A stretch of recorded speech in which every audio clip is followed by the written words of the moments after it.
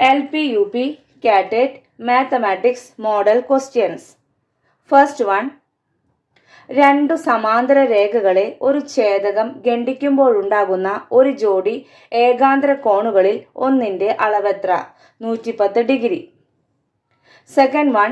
ഏത് രാജ്യമാണ് SMP പാഠ്യപദ്ധതി വികസിപ്പിച്ചെടുത്തത്? UK. Third one. ക്ലാസ് മുറിയിലെ ബോധനത്തിന് ഏറ്റവും യോജിച്ചത് ഏതുതരം മൂല്യനിർണ്ണയമാണ്? സംരചനാ മൂല്യനിർണ്ണയം. Fourth one. ഏതുതരം ശോധകം ഉപയോഗിച്ചാണ് കുട്ടികളുടെ പഠന പ്രയാസങ്ങൾ കണ്ടുപിടിക്കുന്നത്? നിദാന ശോധകം. Fifth one. ഒരു ചതുർഭുജത്തിൻ്റെ എല്ലാ വശങ്ങളും എല്ലാ കോണുകളും തുല്യമാണ്. ഈ ചതുർഭുജത്തിന് ഏറ്റവും യോജിച്ച പേര് ഏത്? സമചതുരം. Sixth one. ഒരു ചോദ്യപേപ്പറിലെ ഓരോ ഇനത്തിനും കൃത്യമായ ഒരു ഉത്തരം ഉണ്ടായിരിക്കണം. ഈ പ്രസ്താവന ശോധകത്തിൻ്റെ ഏത് ഗുണത്തെയാണ് സൂചിപ്പിക്കുന്നത്?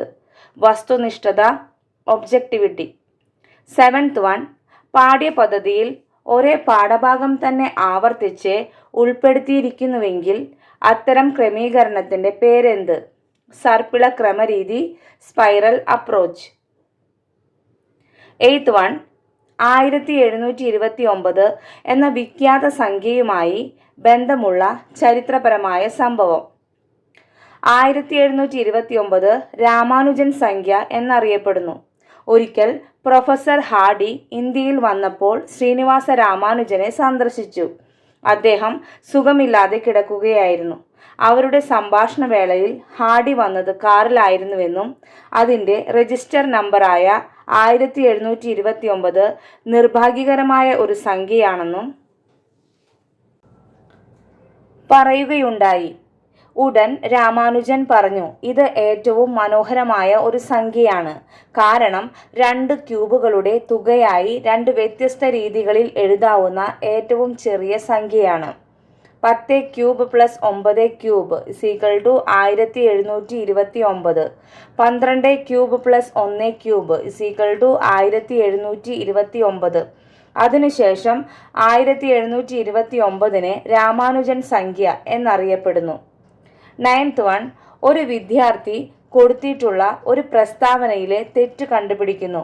ഈ പ്രവർത്തനത്തിൽ കൂടി ഏത് ബോധനോദ്ദേശ്യം നേടുന്നു? ഗ്രഹണം. 10th one. തുടർച്ചയായി അളക്കുന്നതിന് ഏതുതരം മൂല്യനിർണ്ണയമാണ് ഏറ്റവും അനുയോജ്യമായത്? സംരചനാ മൂല്യനിർണ്ണയം. First one.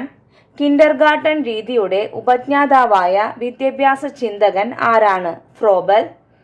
Second one. Dalton പ്ലാനിൻ്റെ ഉപജ്ഞാതാവ് ആരാണ്? Helen park heist. Third one.